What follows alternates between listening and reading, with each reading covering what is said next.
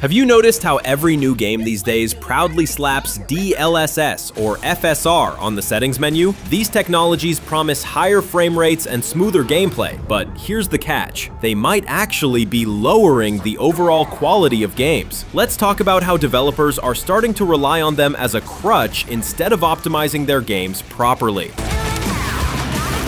Modern graphics upscalers like NVIDIA's DLSS and AMD's FidelityFX Super Resolution, or FSR, allow games to render at lower internal resolutions and then upscale to the target display resolution. This boosts frame rates on limited hardware but can trade off image fidelity. Technically, DLSS employs neural networks and temporal data to reconstruct detail. As Tom's Hardware explains, DLSS uses inputs from previous frames, the lower resolution current frame, and an AI network trained on how to make lower resolution images look like they were rendered at a higher resolution. In practice, an RTX GPU can render a frame at, say, 720p and use DLSS to output 4K, leveraging its specialized tensor cores. In contrast, AMD's FSR works by applying a high-quality algorithm plus edge detection and sharpening filters to the current low-res frame. FSR 1.0 purely examines the single frame, while FSR 2.0 Plus also uses temporal data in a manner similar to DLSS 2.0. FSR's big advantage is wide compatibility. It can run on pretty much any relatively modern GPU, from Intel integrated graphics to old NVIDIA 900 series cards, because it doesn't require dedicated AI hardware. These techniques aim to improve performance while maintaining visual quality. By offloading work to intelligent upscaling, games can run complex effects like ray tracing at smooth frame rates. For example, DLSS lets GPUs double down on ray-traced graphics without needing 8 times the raw power. Generally, upscalers can make a game at 4K look nearly as sharp as native while boosting FPS by 50 to 100%. As Tom's Hardware notes, DLSS drastically raises the frame rates by creating new frames or upscaling existing ones. Benchmark tests show FSR 2.0 and DLSS 2.0 can raise performance significantly, often at little visible cost. However, these gains come with trade-offs. Image artifacts like blurring, ghosting, shimmering, or soft shadows can appear. As PC Gamer observes, DLSS still feels like a magic trick, but not without sacrifice. Upscaling can still produce muddy shadows, ghosting, and noticeable latency. In other words, quality often falls slightly below true native rendering. Frame generation modes like DLSS 3 and FSR 3 can double frame rates by synthesizing extra frames, but at the cost of additional input lag.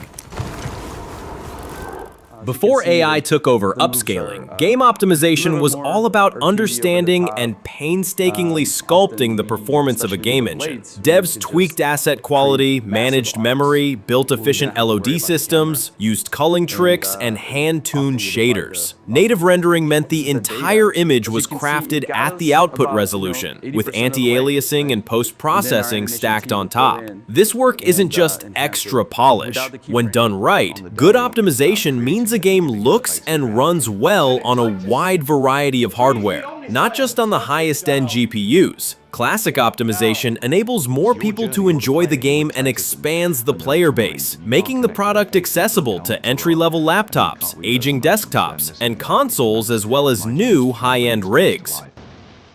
With AI upscaling now expected, though, have some studios become complacent or even incentivized to let their engines deliver lower quality native renders since the upscaler is there to paper over the cracks? While DLSS or FSR were designed as performance enhancers, industry insiders warned they risk becoming crutches. Epic CEO Tim Sweeney bluntly noted that tools like DLSS or FSR are often used to mask performance issues rather than solve them. He argues many studios build for top-tier hardware first and leave optimization, then lean on upscaling late in development. In effect, this can let developers avoid fully optimizing on their game engines and assets. Some developers openly admit this dynamic.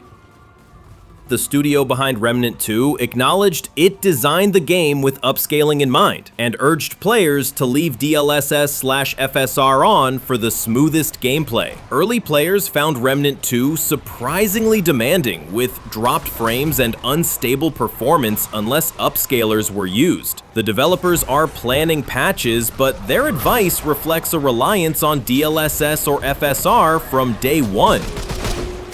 Likewise, Borderlands 4 became infamous for this. Kotaku reports players had to use low settings and DLSS to run the game on beefy rigs, and noted that the game seems poorly optimized despite high system requirements. Borderlands maker Gearbox insisted it was well optimized, but many players disagreed.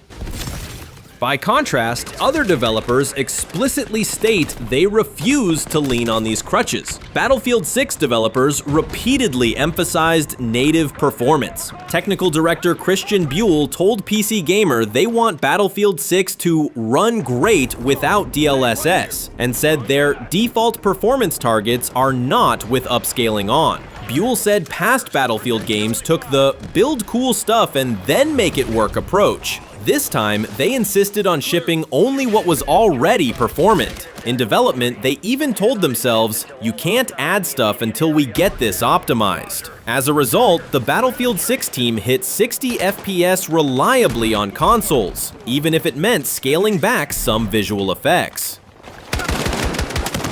DLSS and FSR are powerful tools that can drastically improve performance, making new graphical effects viable on mid-range hardware. On one hand, teams like Battlefield 6's demonstrate that deep optimization still pays dividends. On the other hand, cases like Remnant 2 or Borderlands 4 indicate some studios have come to accept DLSS or FSR as a default requirement, effectively lowering the bar for engine efficiency.